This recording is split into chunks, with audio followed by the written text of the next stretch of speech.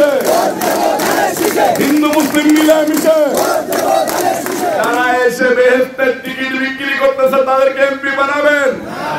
আমাকে কে কি বলুক, কে কি জানলো, ভালো মন্দ আমার কিছু যায় আসে না। আমার সবার আগে আমার মাগুরা 2 আসনবাসীর অধিকার হবে।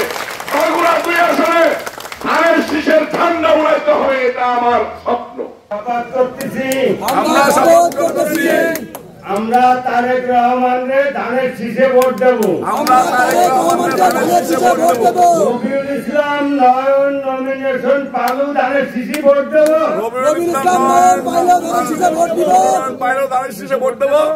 না পালেও আমরা ধানের শীষে ভোট দেবো। আমরা ধানের শীষের বাইরে ভোট দেবো না।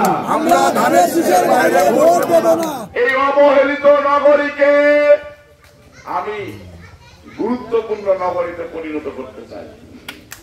আমি সবসময় পড়ে যাওয়া মানুষকে, অসুস্থ দুর্বল প্রকৃতির মানুষকে বুকে টেনে নিতে চাই। যে সবল, যে লোকটা সবল তাকে সবাই টানে, দুর্বলকে কেউ টানে না। টানে না। আমি দুর্বলদের নেতা হতে চাই, আমি দুর্বলদের ভালোবাসার নয়ন হতে চাই, আমি দুর্বলদেরকে নিয়ে বিএনপি গঠন করতে চাই, তাদের মনে সাহস জুগিয়ে বিএনপিকে সামনে যেতে চাই। সমাজের প্রত্যেকটা শ্রেণীকে আমি এক কাতারে আনতে চাই। আমাদের ভিতরে থাকবে না কোনো ধনী কোনো গরিব, আমাদের ভিতরে কোনো থাকবে না জাত ভেদ। সবার আগে মানুষ, সত্য তাহার উপরে নাই। আমরা কি এই নীতিতে আসতে পারি না?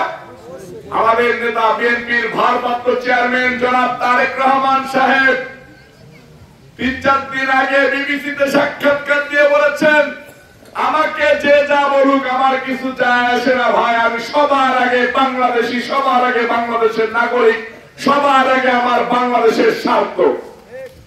তাই আমিও তারেক রহমান সাহেবের সুরে সুর মিলিয়ে বলতে চাই, আমাকে কে কি বলুক, কে কি জানলো, ভালো মন্দ আমার কিছু যায় আসে না। আমার সবার আগে আমার মাগুরা 2 আসনবাসীর অধিকার হবে। মাগুরা 2 আসনে ধানের শীষের ঠান্ডা উড়াইতে হবে, এটা আমার স্বপ্ন।